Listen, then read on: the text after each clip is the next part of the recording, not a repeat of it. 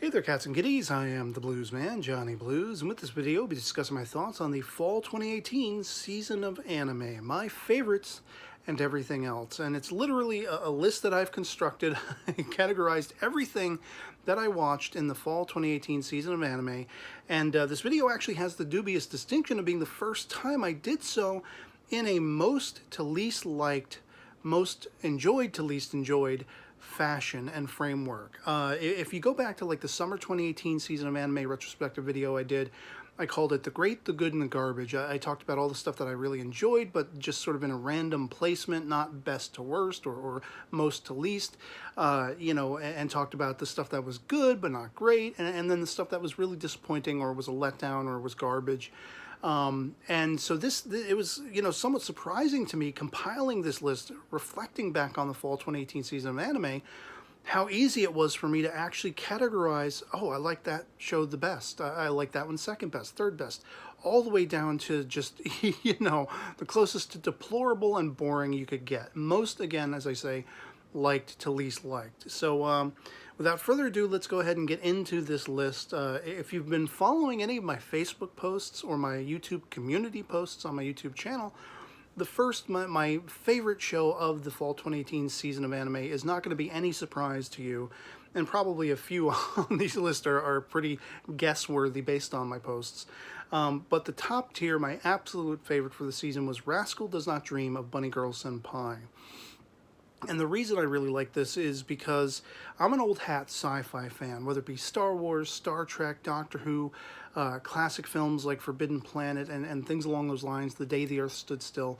I also love classic sci-fi anthology TV shows like The Outer Limits or The Twilight Zone, and that's what this anime very much reminded me of in its story structure, the structure of its plot, as carried out from the first to the last episode, which, it kind of harkened back to certain sci-fi supernatural elements. The main titular character, Rascal, or Sakata as he's known in the show, he's the one through which we see everything and experience everything, but the show is really about a handful of girls that he knows through his high school who are experiencing something known as the puberty syndrome or adolescent syndrome.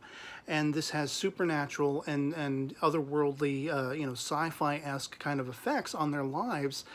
And it's very interesting how he encounters them, and he's very integral in trying to figure out, how it's affecting them, why it's affecting them, and potentially how to set things right again, how to correct the given scenario. In the first few episodes, he meets his, for all intents and purposes, romantic interest throughout the series, the titular bunny girl, Mai, and she is an aspiring actress and musician and that kind of thing, idol, and she's literally fading away from the memories of people around her, and thus, in the grander scale, potentially fading out of existence. And it's quite sort of riveting, that aspect, how, Sakata, because of his own having dealt with the adolescent syndrome, it kind of keeps him aware of those suffering it around him, from his little sister, who takes the focus toward the end of the series, to Mai, his romantic interest, to other girls within his school that are either friends or acquaintances, or he only just meets. The second girl that is focused upon in the series, she ends up inadvertently causing herself a time loop, which Sakata becomes aware of. He's the only one who's really aware of it, because of his own dealing with, as I say, the adolescent syndrome. And so this framework goes, it's like 2 to 3 episodes, focuses on one of these particular girls, and whatever the supernatural circumstances are of their given, adolescent syndrome, the impact that it has on them, the effect that it has on their lives. And everything from that aspect to the witty dialogue, the great characterization and witty writing of the dialogue and everything like that. And just really, I found it absolutely engrossing, and I thoroughly enjoyed it. There's going to be a follow-up movie in 2019, sometime later this year, which deals with another aspect of the show that was hinted at. There were hints and whispers to the effect surrounding the main character Sakata and another girl that he had encountered, and we actually see her cropping up in the series, but not quite how he remembers encountering her. And so there's this sort of grand sense of a mystery for each of these little enclosed vignettes, if you will, that focus on each of these girls. And it was just a resounding show. It is absolutely my favorite, my top favorite of the fall 2018 season. Now, next on my list, I have another one that will be no surprise. Dooku, The World in Colors. And this series was just beautiful and gorgeous. I loved the animation and the utilization of the grayscale versus the colors, because the main character is this young girl who is a mage, who is, I think she's in 2078 as her present day, our future, 60 years, our future, who is sent back in time by her grandmother for reasons as yet unknown at the start of the series, to a time when her grandmother was her age in school and everything like that. And the whole situation, while it is somewhat of an ensemble, there are other characters that come into play and interact with her and everything. At the end of the day, once you get to the finale, you realize that the entirety of this show is really a character study, a character piece, focused on the characterization of this young mage girl who is colorblind and actually is able to see colors as depicted through the art of one of the young men who is, in our present day. And it's a really sort of cumulative effect of all these characters coming together and sort of aiding her once they understand what her predicament is, being compelled by her magic and finding that engrossing and captivating. And of course, there's adolescent, romantic interests that are going back and forth, that are conflictual or that are complementary. And so all of it is the complexity of her character, as we find out through the hardships that she sort of experienced before her grandmother had deigned to send her back in time. And it's really her grandmother's attempt at trying to help her find herself and find a passion for living on and continuing on, even in spite of the hardships that had befallen her in her own present time. And as you get toward the end of the series, there's actually a race against time to send her back, because the magic that sent her back in time to our present day, it's actually very risky. And she has every chance of falling into sort of a limbo, a void in between spaces, in between our normal sense of time and things like that. So they have to rush to send her back, and it's very emotional, very impactful. And again, as you watch the finale, you realize that this was all meant for her, for the betterment of her being able to focus on a future and having a passion toward that future. It's a miraculous show. It's absolutely my second favorite out of the fall 2018 season. And so I'm going to try to do more of this list a little more rapid fire, not spend so much time delving into all the aspects of the plot and why I like the shows. The third that I have on my list is Tsurune Kazumai Koko Kyudobu, which is all about Kyudo, or archery, basically. And this series, I just love the drama of it and the animation of it, the pacing of it, the group of sort of boys that are in this Kyudo club in their school, and how it deals with the main character, who at one time in his life suffered something known as target panic, where he's unable to fire an arrow and hit a target and hear the Tsurune. The Tsurune is basically the sound of the snap, the reverberation when you let an arrow go from your bow. And, all of the reservations he has, surrounding that, what could potentially hold him back from going and chasing his passion for archery again.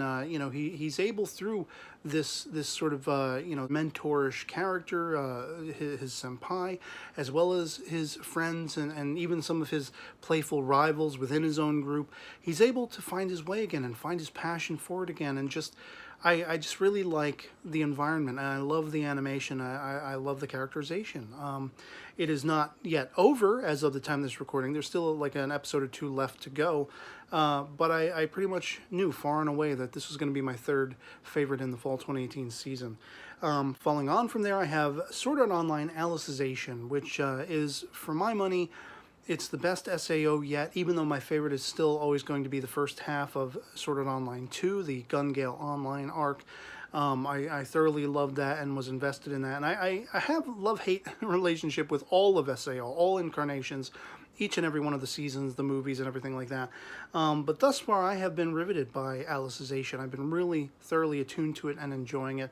Love the animation and love the question of what the grander scale is, what the grander scope is, what it's all playing toward. As Kirito, the main sort of character, most focused upon character in all of SAO, he suffered an attack where he was drugged at the start of the series, and in order to try to save him from experiencing life-altering brain damage or life-ending brain damage, he has been jacked into a sort of MMORPG-esque framework, and he's actually living out days and months in this environment in the hopes of staving off any potential brain damage, keeping his brain as simpatico as it can with his body, you know, that kind of thing, mind, body, and soul. And so I've been really enjoying it. Now, it is continuing. It started in the fall 2018 season. It's going to be continuing on into the winter season. And that falls in line with the next on my list, which, you know, it's a grand surprise that it's this high on my list. And as I say, it's very subject to change at a moment's notice, at a, you know, on a whim down the line. But I have Black Clover, which also is continuing, you know, straight on into the winter season. You know, 60 plus episodes, whatever it is now. I've just really been, you know, enjoying the hell out of this series, and much more than I ever would have given it credit for, going back to the start. Even though, you know, one of the last episodes had some of the worst animation you ever saw. You know, but still, it was the story. It's the progression of the characterization of the main character Asta and the people surrounding him and everything, and it has a really sort of affirming framework to it. You know, it can get you pumped up and excited and want to aspire toward the kind of character Asta is. He never gives up. He picks himself back up after he's fallen, and he's a character to aspire toward. So next on my list is SSSS Gridman, or just Gridman, which I really loved from right out of the gate, the sort of animation of. You know, it is a sort of mecha Sentai series kind of thing, definitely an homage and throwback to Gridman of old. And Gridman of old actually makes an appearance toward the end of the series, spoiler warning. But I really loved the animation, how much it reminded me of Fooly Cooly, FLCL. And just the kookiness of some of the characters, the whole internal sort of psychological aspect to the villainous of the series, and especially the end cap of the finale episode, which brought it into the real world in a manner of speaking, was highly intriguing, and it was just a highly enjoyable series. Following on from there, I have Hiromaru Sumo, which is a series that is going to be continuing into the winter season as well. Still ongoing as yet, as of the time of this recording, and it's all about sumo wrestling, as you might have deigned from the title. And it's just really an enjoyable series. It kind of reminds me, even though it's not about food in any way, shape, or form, it kind of reminds me a lot of Shokugeki no Soma. The reasons that I liked Shokugeki no Soma. I liked the whole cast of characters. I like the main character, and it has my favorite opening, you know, music for a show for the fall 2018 season, and I just overall I really like it. I dig it a lot. Falling on from there, I have Zombieland Saga, which was a series that I did not watch initially in the fall 2018 season. It was something that had been recommended to me by 2 or 3 people, and so I had decided to check it out because I had gotten really sick over the last sort of half of November and early into first 2-3 weeks into December, and I found myself having some free time, and I decided to call back on the first episode. Next thing I knew, I was all caught up to like episode 6 at the time, or whatever it was, and it was a gangbusters series, from the animation to the concept, not, you know, typical dealing with zombie characters and things like that. Each of the characters had their own sort of dramatic, engrossing elements and things like that. The comedy was through the roof.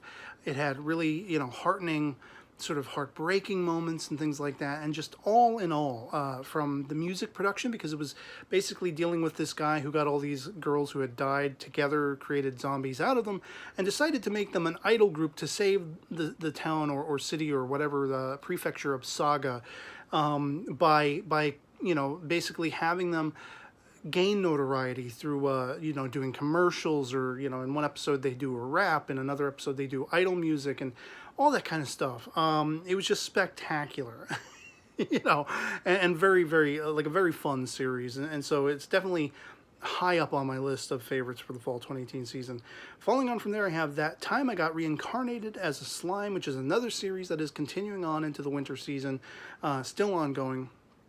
And I just really enjoyed, you know, the isekai sort of framework. I always tend to enjoy that framework, although I do have certain series that, you know, rub me the wrong way in that framework. You know, somebody who is sort of transported to another world, usually a fantasy RPG genre-centric sort of world. And but this one in particular, I thought it was really unique from the get-go, that the character turns into a slime in the fantasy world, and even though arguably he is kind of OP, overpowered because of all of his capabilities and skills he can learn and everything like that, and that actually kind of extends out to the party he accumulates as well, because most of the creatures and things that exist in this world are not given any names, and if he deigns to give them one, they evolve and become ultra powerful and all this kind of stuff.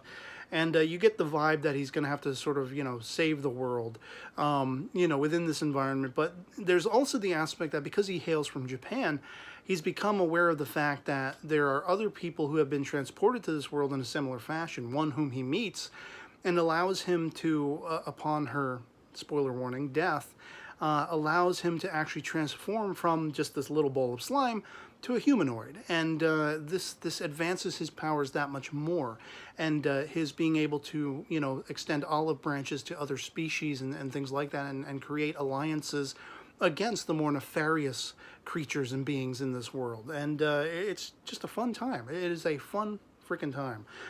Very much kind of Konosuba-esque, a little less slapsticky, a little less fan servicey, although there are moments, but definitely enjoyable. Next on my list after that, I have Double Decker, Doug and Kirill, which was another one that I had not actually tuned into at the start of the fall 2018 season. I had to go back to it after it had been recommended to me, and it is actually really fun, really lively, really eccentric, action-packed, and the comedy's through the roof. It is a sort of, it plays loosely into being like a spin-off of the anime Tiger and Bunny, which I haven't actually seen as of the time of this recording. I do want to go back and watch that at some point. But it's very much dealing with the titular character Kirill, who is sort of brought into the special forces, part of law enforcement, who are tasked with basically going after this particular drug that can mutate, criminals and things like that into monstrosities. And it actually, you follow it deep down the rabbit hole, it gets much more somewhat convoluted and eccentric and insane, and just every character in it is likable. The pacing and the plotting, it's crazy. It's all over the place, but it's hilarious and it's enjoyable.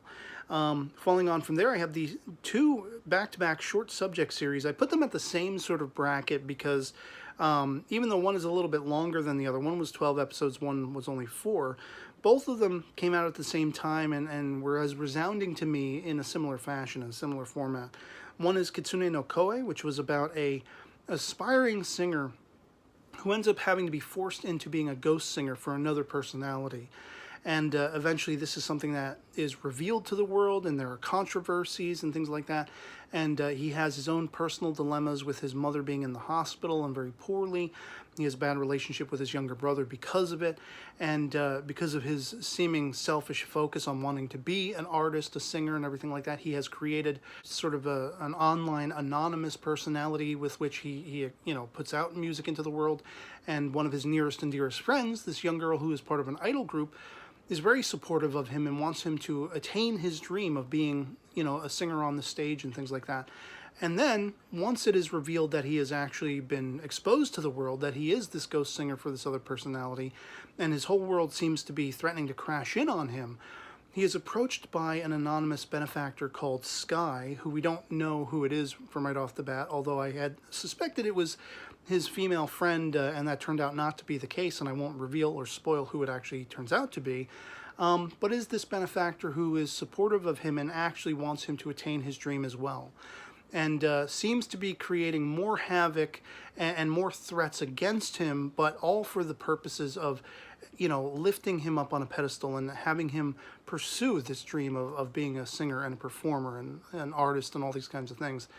And so, it was only like 13 to 15 minutes each episode in length, but it proved to be a really resounding watch for me. I looked forward to it every week and just wondered who it was that was messing with him, who it was that was messing with him, but for positive purposes, whereas everyone else was nefarious.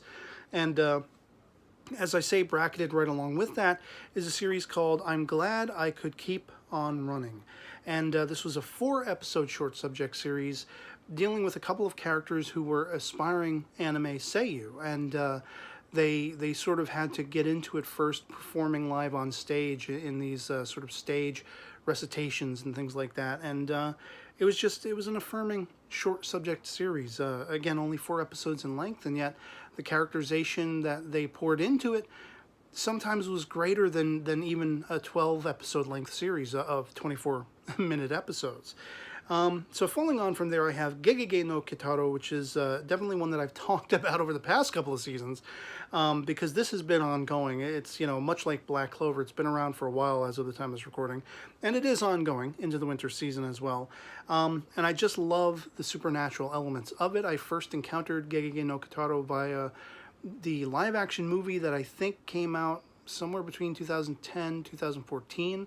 I don't remember the exact year, but I had bought it on a whim at my local Borders when it was still around, before that company had gone bankrupt and all their stores had closed. And so when I found out that they were making a new anime version of it, it was resounding to me. I had to tap into it, and I haven't been able to let go since. I've been watching every single episode every week, looking forward to it, and was actually very surprised that they've instilled in it a couple of plot arcs rather than having it be strictly episodic. Kotaro, the titular character, dealing with nefarious yokai and having a whole cast of characters who are his sort of, pals and buddies and things like that. And, of course, the nefarious Rat Man, who's kind of like the anti-hero, if you will, because he's both likable at times and unlikable. But it's a fun series. Following on from there, I have Release the Spice, which was much more enjoyable than I actually had considered it would probably be. I checked into it because I was intrigued by the spy versus spy kind of framework, James Bond-esque. It reminded me very much of Princess Principal in its opening, and it kind of, there was a little bit of a lull, I have to be honest, toward the midway of the season, where I kind of just, kept watching it because, I had already been watching it and I just wanted to see it through to completion. And, but, the last couple of episodes actually resounded and brought me right back into it again, got me invested again, because there was sort of a bait and switch that was happening. And, the conversation that I had with one of my good friends and followers, both on YouTube and Facebook, about the series and speculations and the incredulity of people being revealed as traitors and all this kind of stuff. I mean, it was really engaging, really engrossing, and I enjoyed that back and forth that came with it. So following on from there, I have Goblin Slayer, which I enjoyed much more than I ever would have anticipated based on the first episode. The deplorable depiction of rape and molestation in the first episode really threatened to turn me off from the entirety of the series. And then, even though every single episode has a warning of graphic depictions of violence and things like that in nature for every single episode then on, things were pretty tame from that point on. It was a very rudimentary fantasy, action-adventure series. And I was surprised how much I enjoyed it. I made a post, through my YouTube community feed saying that given how distasteful that first episode was, I was surprised how rudimentary the rest of the series would become. And by the end of it, I was actually with the promise in the finale that Goblin Slayer himself will return. The series will return in some way, shape, or form down the line, whether that be a season 2 or a movie or whatever. I said I was so pleasantly surprised by it, I'll be right there along with him on his next journey. And following on from there, I have Golden Kamuy Season 2, which was insane. It was hilarious. That's pretty much all I really have to say about it. It's one of those shows where I have to internally facepalm at all the times it left me shaking my head or my eyebrows making a beeline for my hairline out of the shock and surprise of something odd that was being depicted in the series, or something grotesque and things like that. The twists and turns, the infidelities between the characters who, basically they start out the series all through season 1 as enemies and adversaries, and they kind of cumulatively come together for this gold that is hanging in the balance and all this kind of stuff, and just everything about the series. It's just wacky as all hell and crazy. So for that reason, it was enjoyable. Next on my list, I have Banana Fish, which is actually a holdover from the previous season. It finished out in the fall 2018 season, and I have to say, it might have been higher on my list if the interpersonal interconnectivity, the romance, if you will, that I have been told was depicted in the source material, or at least hinted at in the source material, had been carried over to the anime adaptation. All of which I actually gained familiarity with through conversations I had with another one of my friends and followers, both on YouTube and Facebook, more pointedly Facebook, who was very much familiar with the source material and how much of a letdown the adaptation turned out to be because of restructuring, focusing on certain elements and discarding other elements. And it wasn't wholly unenjoyable, but it's not high on my list. It was somewhat enjoyable. It got a little bit pedantic and sort of circling the drain with certain plot elements that happened toward the latter half of the season, which I gained from my conversations with my friend that, they probably could have restructured it and focused somewhere else and made it much more impactful and that kind of thing. And just the finale of the series was kind of a letdown. It was just kind of a flot, So next on my list, beyond that, I have Bloom Into You, which, it actually was very close to bottoming out my list as least liked, least found to be engaging or engrossing to me.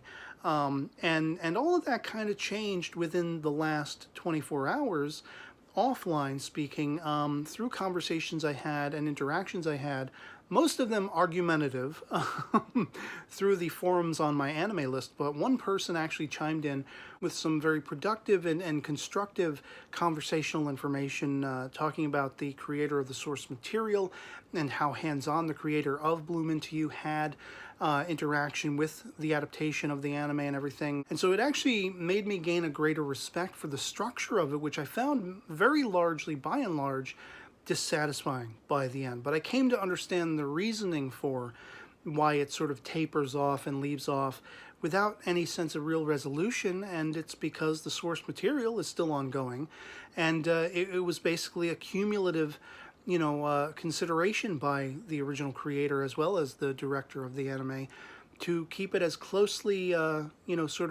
adapted from the source material as possible through the aid and the support and the guidance of the actual creator of the source material. So whereas, it was a really disengaging, disappointing series to me through my watching of it, now after having this conversation and being made aware of how it was very respectful of the source material and that the creator of the source material was that hands-on in creating the adaptation, I have a newfound respect for it. So, I did actually raise it a little bit on my list. It would have been much further down. Following on from there, I have the short subject series Armour Shop for Ladies and Gentlemen, which was just kind of it was a short subject. Like, the episodes were no more than 3.5 minutes in length.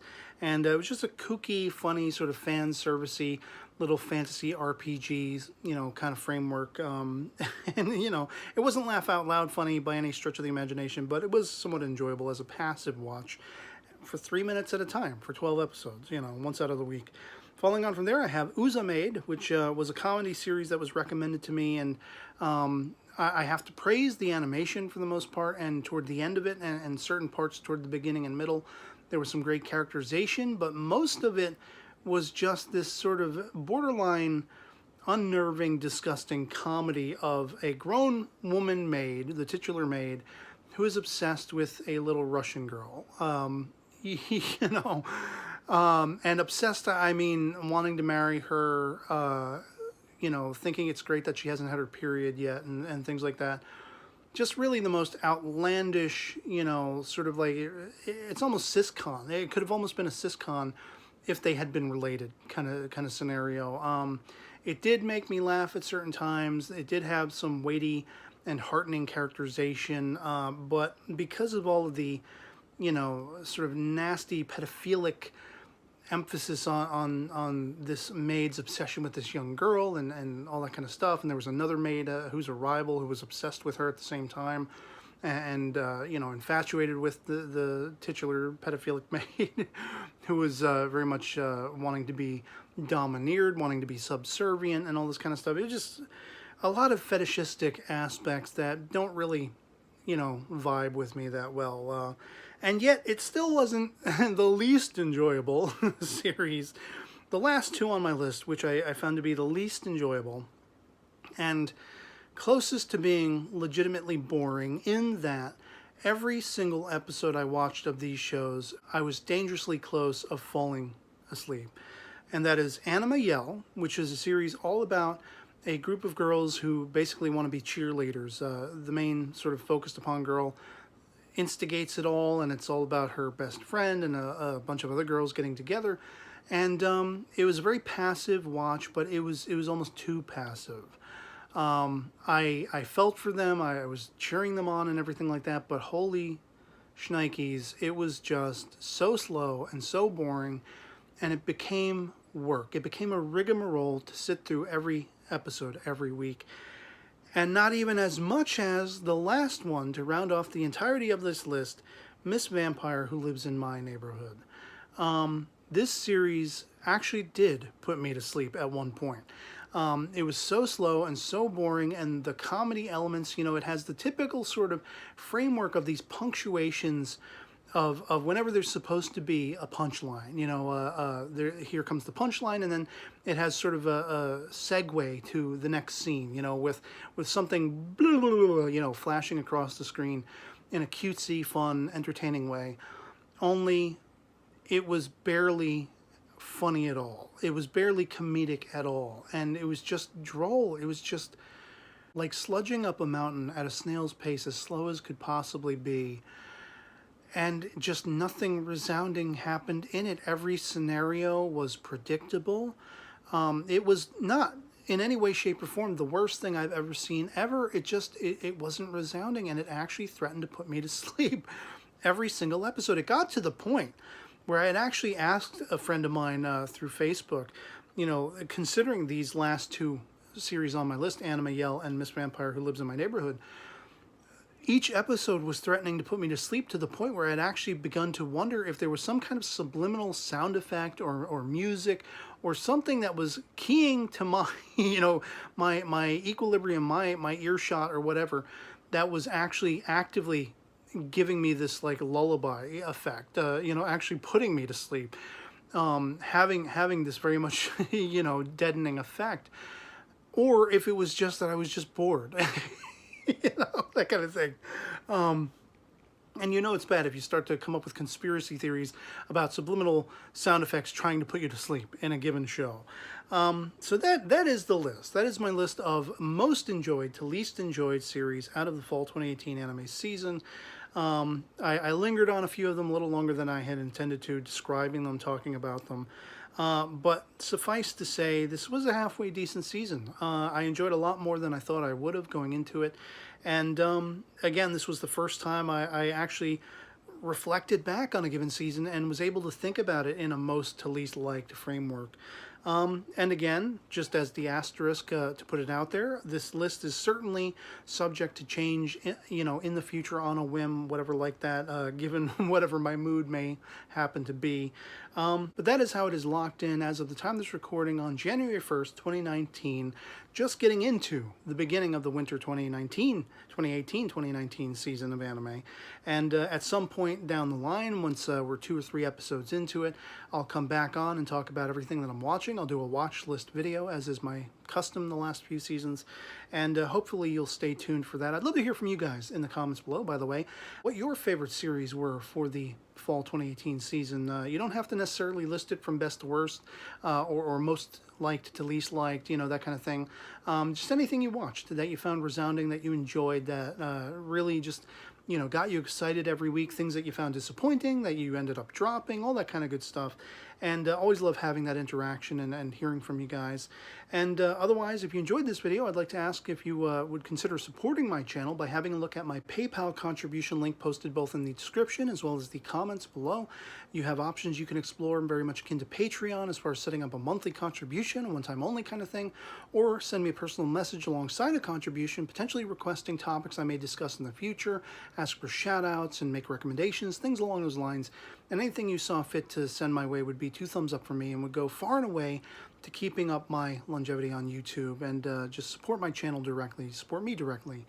And so yeah, otherwise, we're getting into the winter season, as I say. It'll be soon that I'll be talking about what I'll be watching, my watch list for the winter season. And I hope to hear from you in the interim, what you enjoyed, what you disliked in the fall 2018 season of anime. Hope you enjoyed this video. and hope it finds you well in the new year. And that'll be pretty much it for me on this, and I'll catch you all later. Peace.